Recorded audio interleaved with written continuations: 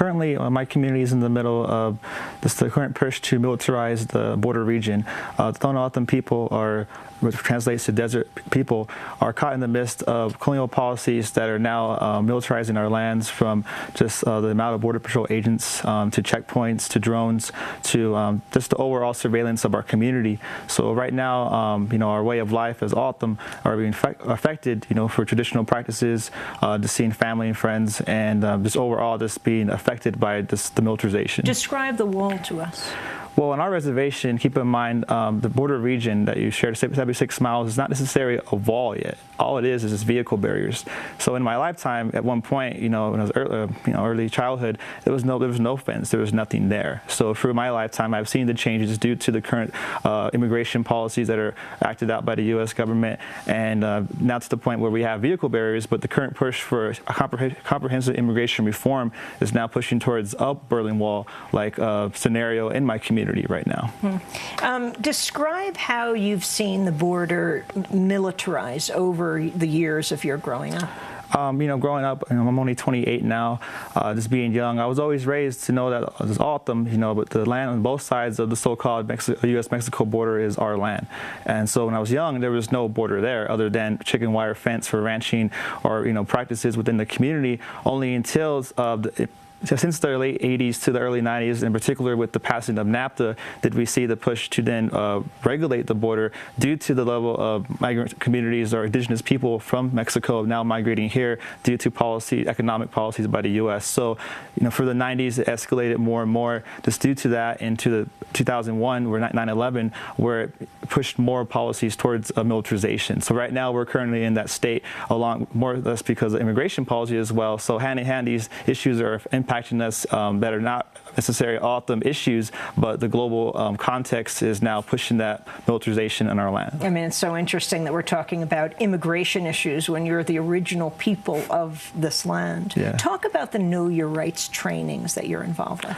I'm part of the grassroots efforts in the community, along with many other young people who are taking initiative to now know our rights in relation to Border Patrol, because in our community, the Border Patrol operates as if, with no accountability. They keep in mind our reservation is not in this urban setting, it's, rural area, so agents, they pretty much act out, whatever they want. And that being said, community members are in a position where they don't know what their rights are. So my friends in particular, the collective that I've been involved with, solidarity work, they've been, putting that out there as far as what are the do's and don'ts. And in particular, when it comes down to Border Patrol interactions, they really are always supposed to ask your citizenship. They're not supposed to ask where you're coming from, or who's your family, or who is this person in the back that looks, in their eyes illegal and so forth, even though, as you mentioned, we are the first inhabitants of the land. And keep in mind, we're all indigenous people, as was mentioned. It's interesting, you're here at Northern Arizona University, which has a large criminal justice department. Students move on from here. Many go into Border Patrol. Isn't Border Patrol the largest security force in the United States?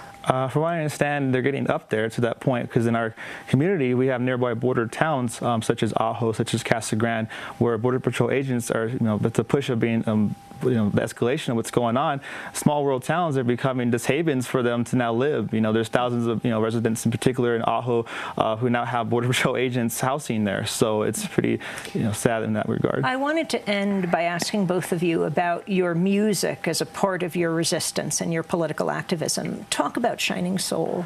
Shining Soul is myself and my other colleague who's from South Phoenix, who's a Chicano, Franco Habri, aka the Bronx Candidate. My hip-hop project is called Shining Soul. So together we're a duo. We rap, we make our beats, and with our music we're able to express what's happening in our communities, in the spirit of Public Enemy, in the spirit of NWA, to let not just our communities know, but the outside world, that these issues are affecting us. But it's not just an indigenous issue or a Chicano issue, or it's everybody's issue. So for music, dope beats and dope rhymes, as they say, as an MC, in the spirit of hip-hop's, when its early starts, I spread that message in that regard, and Clee in his own regard is through his music as well. Clee, talk about your music in Black Fire. Well, music is a tool for social transformation and change. In an era where we see capitalism is the enemy of Mother Earth, and indigenous people are tokenized, and we are continued to face the ongoing genocide of our people, because I mean, you asked what is the impact of global warming on indigenous people. It is genocide. I mean, the resource extraction on our lands is the result that you see with the symptoms of global warming. And so music for me is an opportunity, a powerful opportunity to get that message out there and to let people know that we need hope, but we need action. We have to match that. And Cleo, you also talk about Out of Your Backpack Media Collective. Yeah, Out of Your Backpack Media was started in 2004 as a response to the need for media justice in indigenous communities. So what we do is we offer free workshops and resource kits for indigenous youth and empower them to be able to tell their own stories, because we know, and as you know, corporate media is not going to do the job for us. We need to do it ourselves.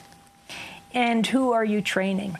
I work with indigenous youth, primarily high school ages, and we're a collective. We're all volunteer, and what we do is we train youth to become mentors themselves, to participate and educate other youth. So really, it's a growing movement. It's connected to the music that Alex is doing. It's connected to my music, and really there is a strong upsurgence and uprising of indigenous people, not just with Idle No More, because we've never been idle. We are still part of this struggle. We're Idle No More being the indigenous movement in Canada. Yeah, and we've never been idle. My elders never gave up when the U.S. government forces were coming to take their land up in Big Mountain in Black Mesa, which I believe you've been there. My first radio documentary in 1985 was called A Thumbprint on Mother Earth. And yes, I came out here to Flagstaff, went to Big Mountain, and looked at the plight of the Diné and Hopi people. Often it was cast as a battle between these two tribes. But in fact, when you came here and looked, you saw Peabody coal behind the whole thing. And that's the connection to global warming. I mean, as long as people are tied up in these unsustainable lifestyles and continue down this destructive path that fuels this war against our mother, the earth, then we're going to have this conflict. And that's the resistance is still going on today. People are still on the land. They're still staying strong, carrying on our ways of life.